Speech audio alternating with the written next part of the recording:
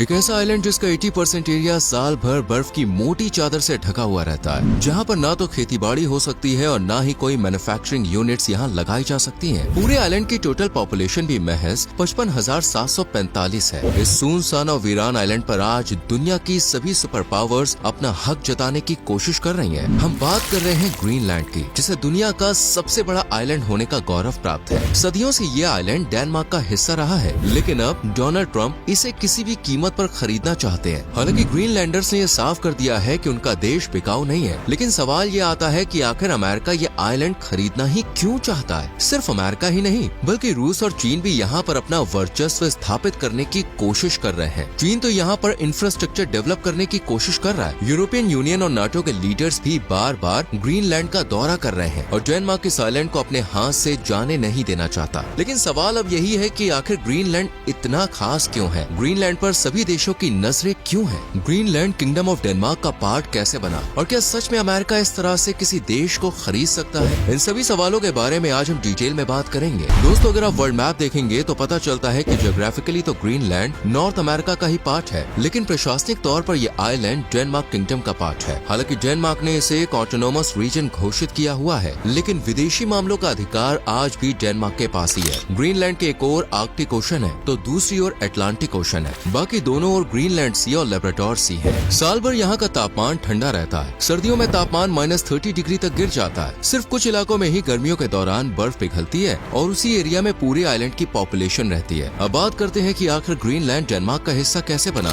दोस्तों, 2500 BC में पहली बार साइबेरिया से कुछ लोग माइग्रेट होकर ग्रीनलैंड आए थे। इसके बाद कई सालों तक अलग अलग एरिया और कल्चर के लोग यहाँ पर माइग्रेट होते रहे, लेकिन 1st सेंचुरी BC तक ये आइलैंड फिर से एक बार इनहैबिटेड हो गया। करीब 800 सालों के बाद यानी 7th से 8th सेंचुरी में यहाँ पर दोबारा से माइग्रेशन शुरू हुआ। 9th सेंचुरी में यूरोपियंस पहली बार ग्रीनलैंड पहुँचे। इससे पहले उन्हें इस आइलैंड के बारे में कोई जानकारी नहीं थी। असल में नॉर्वे से कुछ लोग आइलैंड की ओर जा रहे थे और वो रास्ता भटकते हुए ग्रीनलैंड पहुँच गए। बाद में कुछ और यूरोपियंस ग्रीनलैंड की ओर रवाना हुए। इनमें एरिक द रेड का नाम सबसे ज्यादा इम्पोर्टेंट है। उन्होंने ही ग्रीनलैंड पर पहली बार यूरोपियन सेटलमेंट की शुरुआत की थी। इतना ही नहीं, ग्रीनलैंड को ये नाम भी एरिक नहीं दिया था। उनका मानना था कि ग्रीनलैंड नाम सुनकर ज्यादा से ज्यादा लोग इस आइलैंड की ओर अट्रैक्ट होंगे। अगर लोगों को पता चलेगा कि यहाँ सिर्फ बर्फ ही बर्फ है तो लोग यहाँ आना पसंद नहीं करेंगे। एरिक की बात सही साबित हुई और अगली कुछ सेंचुरीज तक बड़ी संख्या में लोगों ने ग्रीनलैंड का रुख किया। यूरोपियंस के साथ साथ कुछ नॉर्थ अमेरिकन भी यहाँ पर आए। इस तरह से देखा जाए तो ग्रीनलैंड का नॉर्थ अमेरिका और यूरोप दोनों से ही पुराना रिश्ता रहा है। 18th सेंचुरी में क्रिश्चियन मिशनरी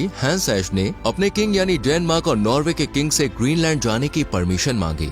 40 लोग के साथ हंस ने अपनी यात्रा शुरू की। वो ग्रीनलैंड पहुंचे और नई कॉलोनी बसाई। उन्होंने ही नूक सिटी की नींव रखी, जिसे आज डेनमार्क की कैपिटल सिटी होने का दर्जा प्राप्त है। इसके बाद डेनिश लोगों ने ग्रीनलैंड के साथ ट्रेड करना शुरू कर दिया। अभी तक ग्रीनलैंड पर किसी भी देश का क्षेत्र अधिकार नहीं था। ये सिर्फ एक ग्रीनलैंड से ज्यादा कुछ नहीं था। लेकिन फ्रेंच रेवोल्यूशन के बाद से यहाँ पर कहानी पलटती हुई दिखाई थी। 19th सेंचुरी में ब्रिटेन ने डेनमार्क की कैपिटल कोपेनहेगन पर अटैक कर दिया और डेनिश नेवी को भी डिस्ट्रॉय कर दिया। यहाँ पर डेनमार्क ने बचने के लिए नेपोलियन आर्मी को सपोर्ट करना शुरू कर दिया, लेकिन नेपोलियन इस वॉर में हार गया। इसके बाद किंगडम ऑफ डेनमार्क और नॉर्वे सेपरेट हो गए। नॉर्वे को स्वीडन के साथ यूनाइट कर दिया गया और ये देश ब्रिटेन किंगडम में आ गए। वहीं दूसरी ओर ग्रीनलैंड और आइसलैंड को किंगडम ऑफ डेनमार्क का पार्ट बना दिया गया। ग्रीनलैंड के डेनमार्क का पार्ट बनने से नॉर्वे खुश नहीं था। नॉर्वे का कहना था कि एरिक द रेड ने ग्रीनलैंड की नींव रखी थी, जो नॉर्वेनियन था। इसको लेकर नॉर्वे और डेनमार्क ने मिलकर 1933 में परमानेंट कोर्ट ऑफ इंटरनेशनल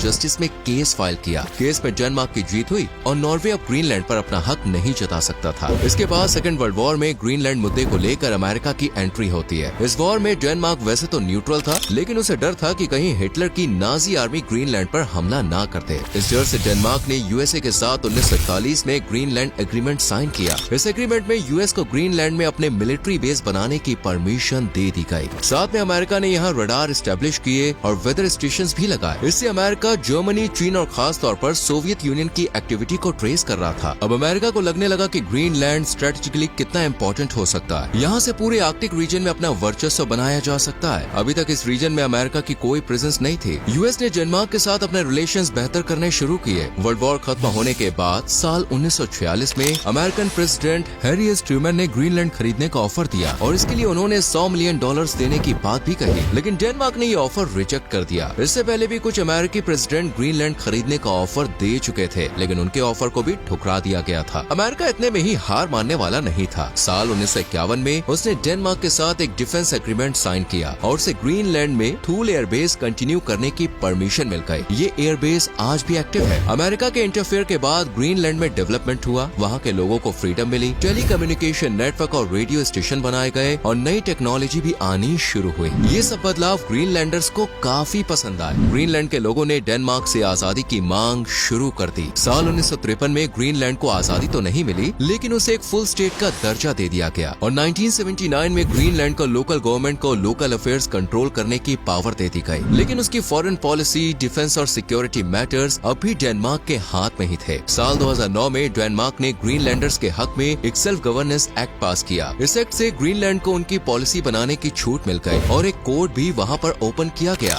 और ग्रीनलैंडर्स की लैंग्वेज को ऑफिशियल लैंग्वेज का दर्जा दे दिया गया। हालांकि आज भी ग्रीनलैंडर्स पूरी तरह से इंडिपेंडेंट नहीं है और कई चीजों को लेकर डेनमार्क पर ही निर्भर करता है। वहाँ पर सिक्योरिटी, नेवी पेट्रोलिंग भी डेनमार्क ही देखता है। ग्रीनलैंड की बाकी इनकम फिशिंग इंडस्ट्री और टूरिज्म से हो जाती है, लेकिन ये इंडस्ट्री इतनी स्ट्रॉन्ग नहीं है कि बिना डेनमार्क के सपोर्ट के पूरे आइलैंड का भार सहन कर ले। ये सब जानने के बाद आपको ये तो समझ में आ गया होगा कि ग्रीनलैंड आखिर डेनमार्क किंगडम का पार्ट क्यों है। लेकिन आखिर अमेरिका, रूस और चीन जैसे देशों की ग्रीनलैंड में इतनी दिलचस्पी क्यों है? क्यों बार बार डोनाल्ड ट्रंप कह रहे हैं कि वो ग्रीनलैंड को अमेरिका में शामिल करके रहेंगे? असल में देखिए, बात ऐसी है कि कोल्ड वॉर के टाइम से ही रूस आर्कटिक ओशन को कंट्रोल करता आया है। रूस आर्कटिक ओशन के साथ एक लंबी बाउंड्री शेयर करता है, जबकि अमेरिका का आर्कटिक ओशन के साथ कोई भी डायरेक्ट कॉन्टैक्ट नहीं है। अगर अमेरिका ग्रीनलैंड को ऑक्यूपाई कर लेता है तो वो आर्कटिक रीजन में अपना दबदबा मजबूत कर पाएगा। इसके अलावा अमेरिका को डर है कि फ्यूचर में अगर कभी रूस के साथ कोई वॉर होती है तो वो आर्कटिक के रास्ते अमेरिका पर हमला कर सकता है। ग्रीनलैंड की मदद से अमेरिका रूस की सभी गतिविधियों पर नजर रख पाएगा। यहाँ पर और मिलिट्री बेस बनाकर वो अपनी प्रेजेंस को भी स्ट्रॉन्ग कर लेगा। हालांकि अमेरिका ने यहाँ पर ऑलरेडी मिलिट्री बेस बनाया हुआ है जो वर्किंग भी है। तो फिर अमेरिका अब भी ग्रीनलैंड को क्यों लेना चाहता है? इसके पीछे कुछ इकोनॉमिक रीजंस भी हैं। असल में ग्रीनलैंड में नेचुरल रिसोर्सेज और मिनरल्स के विशाल भंडार मौजूद है। अभी तक रेयर अर्थ मिनरल्स की ग्लोबल मार्केट में चीन की मोनोपोली है। चीन वर्ल्ड के 90% रेयर अर्थ मिनरल्स को कंट्रोल कर रहा है। यहाँ तक कि अमेरिका भी इस मामले में चीन पर ही निर्भर है। आज के समय में सभी प्रकार के मॉडर्न डिवाइस, मोबाइल फोन और एडवांस टेक्नोलॉजी में इन सभी मिनरल्स की जरूरत होती है। ग्रीनलैंड को ऑक्यूपाई कर अमेरिका यहाँ के रेयर अर्थ मिनरल्स पर कब्जा करना चाहता है। इसके अलावा यहाँ पर 17.5 मिलियन टन बैरल्स का क्रूड ऑयल और 4 ट्रिलियन मीट्रिक टन से अधिक की नेचुरल गैस है। इन सभी रिसोर्सेज को बाहर निकालना एक चुनौती साबित हो सकता है, लेकिन अमेरिका हमेशा फ्यूचर को सोच के चलता है। ऐसा माना जा रहा है कि 2050 तक ग्लोबल वार्मिंग के कारण ग्रीनलैंड के काफी ग्लेशियर्स पिघल जाएंगे। ऐसे में जमीन से मिनरल्स, ऑयल और गैस को निकालना ज्यादा मुश्किल नहीं रह जाएगा। बात करें चाइना की तो वो भी काफी समय से ग्रीनलैंड में दिलचस्पी जाहिर कर रहा है। असल में चीन रूस के साथ मिलकर आइस सिल्क रूट बनाने की कोशिश कर रहा है। ये रूट डेनमार्क से होकर गुजरेगा। अगर ये रूट बन जाता है तो एशिया से यूरोप तक का सफर 30 से 40% कम हो जाएगा। इससे ट्रेड में काफी मदद मिल सकती है। अपनी इस पॉलिसी को सक्सेसफुल करने के लिए चीन डेनमार्क और ग्रीनलैंड के साथ डिप्लोमेटिक रिलेशंस मजबूत कर रहा है। अगर चीन ग्रीनलैंड में अपना इन्फ्लुएंस बढ़ाता है तो कुछ समय में वो यहाँ पर मिलिट्री बेस भी स्टैब्लिश करने में सफल हो जाएगा और ये बात अमेरिका को मंजूर नहीं होगी। अमेरिका ने चीन के ग्रीनलैंड में सभी प्रोजेक्ट्स का विरोध किया और डेनमार्क पर दबाव डाला कि वो इस मामले में इंटरफेयर करे। डेनमार्क ने तुरंत ही एक्शन लेते हुए चाइनीज इन्वेस्टमेंट को ब्लॉक कर दिया। बाद में यूएस ने कुछ मिलियन डॉलर्स की आर्थिक सहायता ग्रीनलैंड को दी, जिससे साफ जाहिर हो गया कि चीन की इन्वेस्टमेंट ब्लॉक करने के पीछे अमेरिका का हाथ है। डेनमार्क फिलहाल शांत बैठकर ये सारा नजारा देख रहा है। वो अपने हाथ से ग्रीनलैंड को जाने नहीं देना चाहता।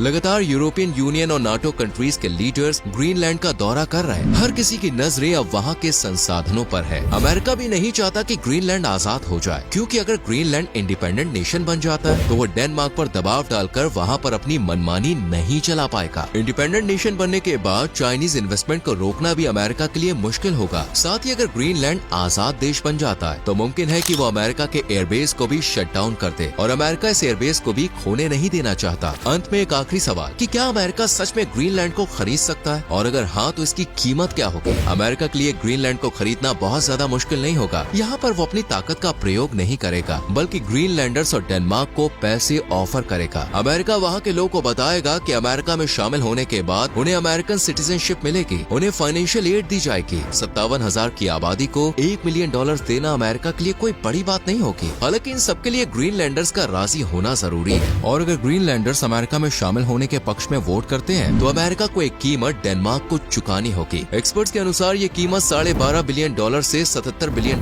के बीच हो सकती है। तो दोस्तों ये थी ग्रीनलैंड की पूरी कहानी। उम्मीद करते हैं कि आपको समझ में आ गया होगा कि Greenland strategically, geographically and economically कितना ज्यादा महत्वपूर्ण हो जाता है। आपको क्या लगता है, क्या ट्रम्प ग्रीनलैंड को अमेरिका से मिलाने में सफल हो पाएंगे? अपने व्यूज कमेंट सेक्शन में जरूर शेयर करें।